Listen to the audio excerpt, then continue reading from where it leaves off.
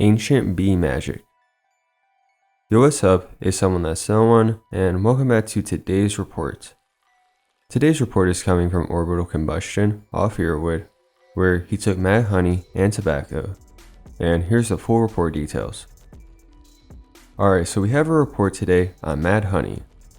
This was requested quite a bit, and I figured it was about time we have a report on this to introduce it.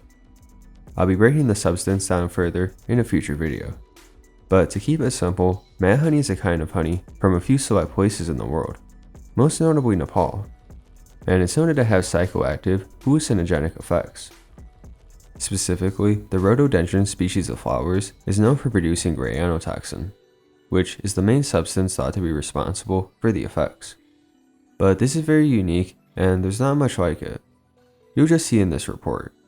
But I'm sure you'll enjoy this, so without further ado, let's dive right into it.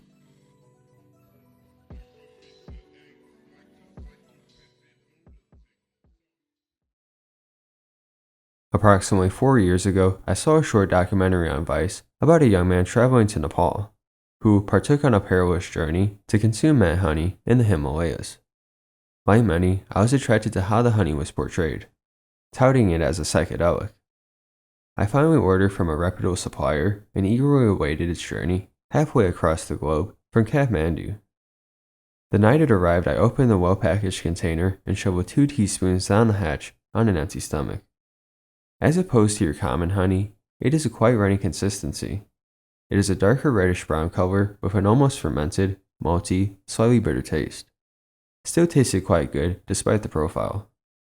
Having not researched it appropriately, I quickly got online to dig into the details. To my dismay, I learned that not only does it contain a powerful toxin known as gray anotoxin, in large enough doses, it can be lethal. Honestly, I freaked out a bit. I even tried to coerce myself to throw up to no avail. I accepted my fate and buckled up for the journey.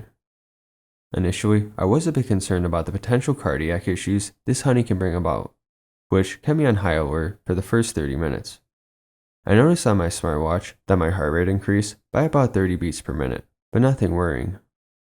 I even have an EKG monitor on it, and everything was in sync. During the first half hour, I noticed some slight perceptual changes and some paresthesia. A warm, sedating effect became ever more present, almost feeling stoned to a degree. Time slowed down considerably as I smoked cigarettes and focused on the high. At 40 minutes in, the effects were very pronounced, to the point I half stumbled into the bedroom to lie down. The sedation was to the point that I wanted to go to sleep. As I lay down, the effects became much more pronounced and new sensations emerged. I had this extremely pleasant warmth coursing through all parts of my body, tingly sensations in my chest, stomach, the back of my head, and arms. There was a marked heaviness in my feet too. It was unlike any drug I've taken before. If I had to compare it to anything, it was like an opiate, a sedative, and alcohol in one. All my aches and pains disappeared, and I became completely inebriated by this magical ancient medicine. About an hour and a half in, I noticed that my sinuses were clearing up. Felt very similar to a strong antibiotic. I've used various honeys in the past for this precise purpose, but nothing on this level. It's rather amazing that honey can have this effect on a human. As I lay in bed, I was overwhelmed by the sheer warmth and sedation. I was practically catatonic. I could feel this glowing heat in my chest, accompanied by an odd euphoria that seemed in sync with arrhythmia. This effect lasted for a few hours as I dipped in and out of consciousness. Honestly, felt amazing. I slept like a rock, having a tremendous amount of deep sleep according to my smartwatch. It felt very similar to the first time I took opiates or got stoned. Of particular interest were my sinuses. I blew all kinds of mucus out. Within a few hours, I felt amazingly refreshed and clear. Nice energy boost. Having abused narcotics for 20 years, I did have minor pain in my right side, which was not surprising considering the toxic content. 1.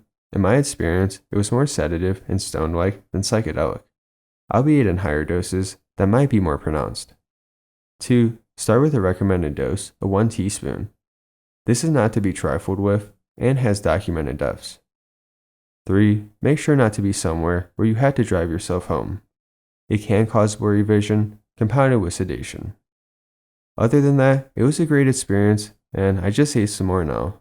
A day later.